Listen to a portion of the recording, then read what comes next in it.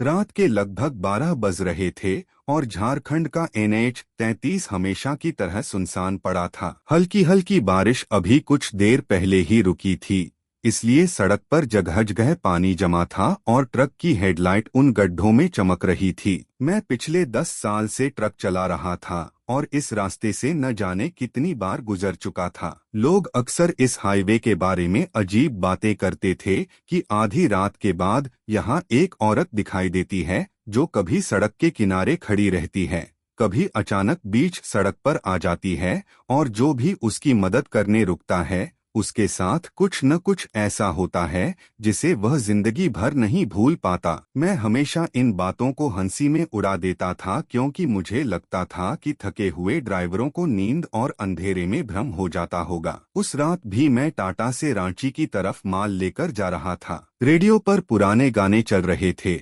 लेकिन अचानक बिना किसी वजह के रेडियो से सिर्फ खरखराहट आने लगी। मैंने चैनल बदलने की कोशिश की, लेकिन हर जगह वही आवाज थी। कुछ सेकंड बाद रेडियो अपने आप बंद हो गया। मुझे थोड़ा अजीब लगा, लेकिन मैंने सोचा शायद वायरिंग में दिक्कत होगी। सड़क पर कई किलोमीटर तक कोई गाड़ी दिखाई नहीं दे रही थी। दूर दूर तक सिर्फ पेड़ थे और बीच बीच में जंगल। अचानक मेरी नजर सड़क के किनारे खड़ी एक औरत पर पड़ी। उसने सफेद रंग की साड़ी पहन रखी थी और उसके लंबे बाल चेहरे पर बिखरे हुए थे। वह बिल्कुल स्थिर खड़ी थी, जैसे किसी का इंतजार कर रही हो। मैंने ट्रक की स्पीड थोड़ी कम की, लेकिन फिर सोचा कि शायद किसी गांव की महिला होगी जिसकी गाड़ी खराब हो गई होगी। जैसे ही मैं उसके करीब पहुंचा, उसने धीरे से अपना हाथ उठाकर रुकने का इशारा किया। मेरे हाथ अपने आप ब्रेक पर चले गए, लेकिन तभी मुझे अपने पुराने साथी सुरेश की बात याद आ गई।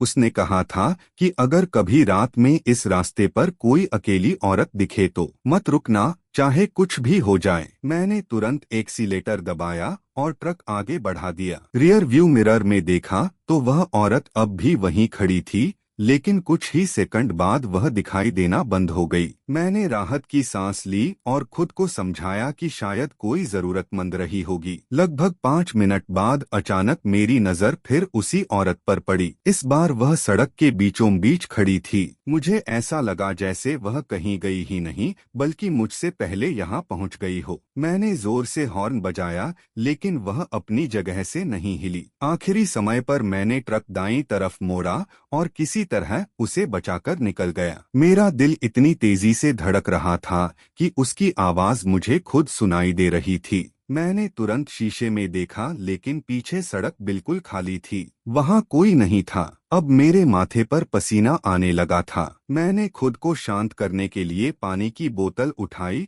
लेकिन बोतल हाथ से फिसलकर नीचे गिर गई। उसे उठाने के लिए जैसे ही मैं थोड़ा झुका, ट्रक के केबिन के पीछे किसी के चलने जैसी आवाज आई। ऐसा लगा जैसे कोई धीरे धीरे लोहे पर कदम रख रहा हो। मैंने सोचा शायद माल हिल रहा होगा, लेकिन आवाज लगातार मेरे ठीक पीछे से आ रही थी। मैंने हिम्मत करके पीछे देखा, वहां कुछ भी नहीं था। तभी अचानक ट्रक की सारी लाइटें एक पल के लिए बंद हो गईं। पूरा हाईवे अंधेरे में डूब गया। अगले ही पल लाइटें फिर जल उठीं, लेकिन अब सामने सड़क के किनारे वही औरत खड़ी थी। इस बार उसका चेहरा साफ दिखाई दे रहा था। उसकी आंखें बिल्कुल काली थीं और चेहरे पर कोई भाव नहीं था। उसने धीरे धीरे अपना सिर मेरी तरफ घुमाया और हल्की सी मुस्कान दी। मेरी रीढ़ में सिहरन दौड़ गई। मैंने पूरी ताकत से एक्सीलेटर दबा दिया। ट्रक की स्पीड 80 से ऊपर पहुंच गई, लेकिन ऐसा लग रहा था कि वह औरत अभी भी मेरे साथ साथ चल रही है। अचानक मेरे कान के पास किसी महिला की धीमी आवाज आई, रुक जाओ, मुझे घर छोड़ दो। मैंने घबराकर इधर उधर देखा। केबिन में मेरे अलावा कोई नहीं था। आवाज फिर आई, इस बार पहले से ज्यादा साफ। मैंने भगवान का नाम लेना शुरू कर दिया।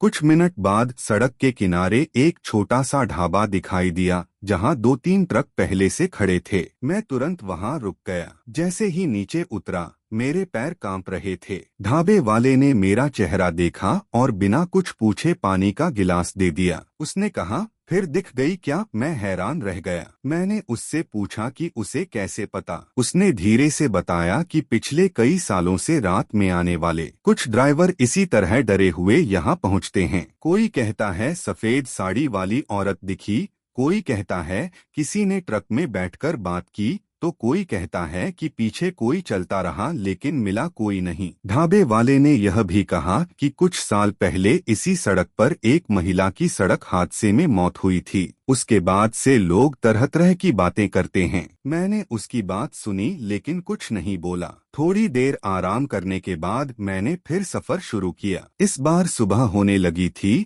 और आसमान हल्का नीला दिखाई देने लगा था। मुझे लगा अब सब ठीक है। तभी मेरे मोबाइल पर एक नोटिफिकेशन आया। स्क्रीन अपने आप ऑन हुई और कैमरा खुल गया। कैमरे में मेरा चेहरा दिखाई दे रहा था, लेकिन मेरे पीछे वाली सीट पर कोई बैठा हुआ भी नजर आ रहा था। मैंने डरकर तुरंत पीछे देखा। सीट खाली थी। फिर स्क्रीन देखी तो वहाँ भी कुछ नहीं था। मैं समझ नहीं पा रहा था कि अभी जो देखा वह क्या था। किसी तरह मैं अपने गंतव्य तक पहुंच गया, लेकिन उस रात के बाद मैंने कभी आधी रात के बाद अकेले NH-33 पर सफर नहीं किया। कई महीनों तक मुझे रात में वही आवाज सुनाई देती रही, रुक जाओ, मुझे घर छोड़ दो, और हर बार मैं नींद से घबराकर उठ जाता था। कुछ समय बाद एक दूसरे ट्रक ड्राइवर से मुलाकात हुई। बिना मेरी कहानी सुने उसने कहा कि अगर कभी NH-33 पर आधी रात को सफेद साड़ी वाली कोई औरत रास्ता रोककर खड़ी मिले तो पीछे मुड़कर मत देखना और किसी भी हालत में गाड़ी मत रोकना। उसकी यह बात सुनकर मेरे हाथ से चाय का गिलास छूट गया, क्योंकि यही बात मैंने उस रात अपने मन में कई बार दोहराई थी। आज भी जब कभी मुझे उस हाईवे से गुजरना पड़ता है